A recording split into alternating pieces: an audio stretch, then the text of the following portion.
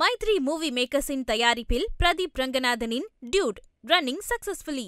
Jain Housing and Constructions presents Jain's Adarsh Avenue Premium Plots at Kundambakam from ₹29 lakhs onwards. Eagle Mobile Sill Festival of Discount Sale. iPhone 16 starting at ₹54,999. IBC தமிழர்களுக்கு வணக்கம். நான் உங்கள் Murali. So இன்னைக்கு நம்ம கூட பார்த்தீங்கன்னா வெத்தரமன் ஏமச்சந்திரன் இருக்காங்க. இன்னைக்கு இவங்க கூட பேச போகிறோம். வாங்க பேசலாம். வணக்கம் சார். வணக்கம் சார், இப்போ பார்த்தீங்கன்னா தமிழகத்தில் வடகிழக்கு பருவமழை ரொம்ப தீவிரம் அடைஞ்சிட்டு இருக்கு அப்படின்னு சொல்லலாம் சார். அடுத்த 24 மணி நேரத்தில் எந்தெந்த மாவட்டங்களில் மழைக்கு வாய்ப்பு இருக்கு சார்? குறிப்பா பார்த்தோம்னா வடகிழக்கு பருவமழை அக்டோபர் 16ஆம் தேதி தொடங்கியது. இதுல முதல் சுற்று வடகிழக்கு பருவமழை அக்டோபர் 15ஆம் தேதி தொடங்கி 18ஆம் தேதி வரைக்கும் தீவிரமாக இருந்தது. நேற்றும் இன்றும் பார்த்தோம்னா ஆங்காங்கே மழைப்பொழிவு பதிவாகிட்டு இருக்கு. இந்த சூழல்ல இரண்டாம் சுற்று வடகிழக்கு பருவமழை இன்று இரவு, அதாவது அக்டோபர் 20ஆம் தேதி இரவு தொடங்க இருக்கு. இந்த மழைப்பொழிவு அக்டோபர் 24ஆம் தேதி வரைக்கும் நீடிக்கும் என எதிர்பார்க்கப்படுது. குறிப்பா பார்த்தோம்னா தற்போது வானிலை அமைப்பு பொறுத்தளவுக்கு இலங்கையை ஒட்டிய தென்மேற்கு வங்கக்கடல்ல ஒரு காற்றழுத்த தாழ்வு நிலை நிலவுது. இது நாளைய தினம் அக்டோபர் 21ஆம் தேதி காற்றழுத்த தாழ்வு பகுதியாக மாறும் என எதிர்பார்க்கப்படுது. இதன் விளைவாக இன்று இரவு முதல் மழைப்பொழிவு படிப்படியாக அதிகரிக்கும். குறிப்பா கடலோர மாவட்டங்கள்ல இன்று இரவு முதல் மழைப்பொழிவு அதிகரிப்பதை நம்ம எதிர்பார்க்கலாம். இப்ப நீங்க கடலோர மாவட்டம் சொல்றீங்களா சார்? எந்தெந்த மாவட்டங்களுக்கு பர்டிகுலரா கனமழைக்கு வாய்ப்பு அதிகமா இருக்கு சார்? குறிப்பா பார்த்தோம்னா தமிழகத்தின் மத்திய கடலோரம் மற்றும் தென் கடலோர மாவட்டங்களான கடலூர், மயிலாடுதுறை, காரைக்கால், நாகப்பட்டினம், திருவாரூர், தஞ்சாவூர், புதுக்கோட்டை, ராமநாதபுரம், தூத்துக்குடி போன்ற கடலோர மாவட்டங்கள்ல இன்று இரவு நள்ளிரவு நேரங்கள்ல கனமழை தொடங்கும். பரவலா அநேக இடங்கள்ல கனமழை எதிர்பார்க்கலாம். ஓரிரு இடங்கள்ல மிக கனமழைக்கும் வாய்ப்பு இருக்கு. அதே போல வடகோடி மாவட்டங்களான சென்னை, திருவள்ளூர், காஞ்சிபுரம், செங்கல்பட்டு, புதுச்சேரி, விழுப்புரம் உள்ளிட்ட மாவட்டங்கள்ல விட்டு விட்டு மழை எதிர்பார்க்கலாம். இன்று நள்ளிரவு நாளை அதிகாலை நேரத்துல வடகடலோர மாவட்டங்கள்லயும் ஒரு சில இடங்கள்ல கனமழைக்கான வாய்ப்புகள் இருக்கு. இப்ப அரபிக்கடல்ல பாத்தீங்கன்னா காற்றழுத்த தாழ்வு பகுதி நிலை கொண்டு இருக்கு அப்படி சொல்றீங்களா சார்? அது புயலாக மாற வாய்ப்புகள் இருக்கா சார்? அதாவது அரபிக்கடலை பொறுத்தளவுக்கு நமக்கு ஒரு தீவிர காற்றழுத்த தாழ்வு பகுதி நிலவிக்கிட்டு இருக்கு. இது காற்றழுத்த தாழ்வு மண்டலமாக உருவாகும் என எதிர்பார்க்கப்படுது. தற்போது வரைக்கும் தாழ்வு மண்டலமா மாறல. அதே சமயத்துல இது தாழ்வு மண்டலமா மாறினால் கூட நமக்கு தமிழகத்திற்கு நேரடி தாக்கத்தை ஏற்படுத்தாது. இது தமிழகத்தை விட்டு அகன்று செல்லும். அதே நேரத்துல இலங்கைக்கு அருகே தற்போது நிலவக்கூடிய அந்த காற்றழுத்த தாழ்வு நிலை நாளைய தினம் காற்றழுத்த தாழ்வு பகுதியாக மாறும். பிறகு காற்றழுத்த தாழ்வு மண்டலமாக வலுப்பெற்று தமிழக கடற்கரை நோக்கி நகரும் என எதிர்பார்க்கப்படுது. சரி, பதிவு பாத்தீங்கன்னா இப்ப மழை அதிகமா இருக்குன்னு சொல்றீங்களா சார்?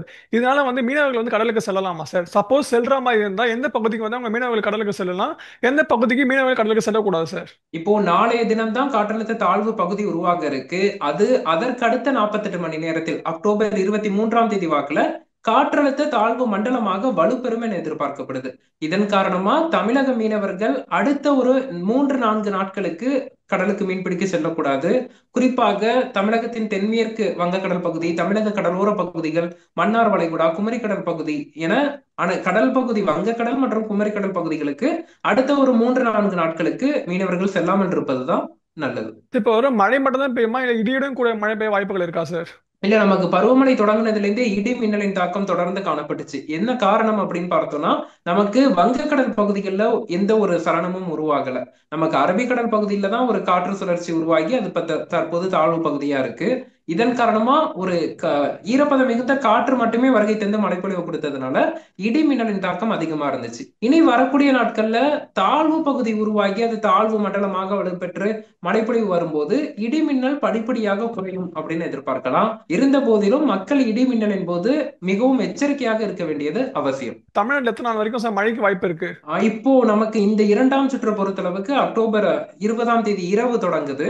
இது நமக்கு 24ஆம் தேதி வரைக்கும் நீடிப்பதற்கான சாத்தியக்கூறுகள் இருக்கு. அதிலும் குறிப்பாக வடகடலோர மாவட்டங்களான சென்னை, திருவள்ளூர், காஞ்சிபுரம், செங்கல்பட்டு மற்றும் புதுச்சேரி, விழுப்புரம், கடலூர் உள்ளிட்ட மாவட்டங்கள்ல அக்டோபர் 22, 23 ஆகிய தேதிகள்ல பருவமழை சற்றே தீவிரமடைவதற்கும் சாதக சூழல் காணப்படுது. அதன் காரணமா 24ஆம் தேதி வரைக்கும் வடகடலோர மாவட்டங்கள்ல மழைப்பொழிவு எதிர்பார்க்கலாம். காவிரி டெல்டா மாவட்டங்களை பொறுத்தளவுக்கு அக்டோபர் 22ஆம் தேதி வரைக்கும் இந்த சுற்று மழையை கொடுக்கும். 23ஆம் தேதி முதல் படிப்படியாக குறையும். அதே போல தென் மாவட்டங்கள்லாம் பார்த்தோம்னா நமக்கு இடியுடன் கூடிய மழை இரவு நேரத்துல இருக்கும் அப்படின்னு எதிர்பார்க்கலாம். ஒட்டுமொத்தமா இந்த தாழ்வு பகுதியின் தாக்கம் நமக்கு அக்டோபர் 24ஆம் தேதி வரைக்கும் இருக்கும். அதன் பிறகு ஒரு இடைவெளி கிடைக்கும். மீண்டும் மாத இறுதி நவம்பர் முதல் வாரத்துல பருவமழை அடுத்த சுற்று தொடங்குவதற்கான சூழல் ஏற்படும். சார் போன வருஷம் கம்பேர் பண்ணும்போது வருஷம் மழை அதிகம் இருக்கா இல்ல கம்மியாக இருக்கா சார்? இல்ல, இது வரைக்கும் இன்றைய தினம் வரைக்கும் பார்த்தோம்னா தமிழகத்துல வந்து கிட்டத்தட்ட 14 சென்டிமீட்டர் மழைப்பொழிவு பதிவாகி இருக்கு. இது இயல்பை விட ஒரு 58% அதிகமா பார்க்கப்படுது.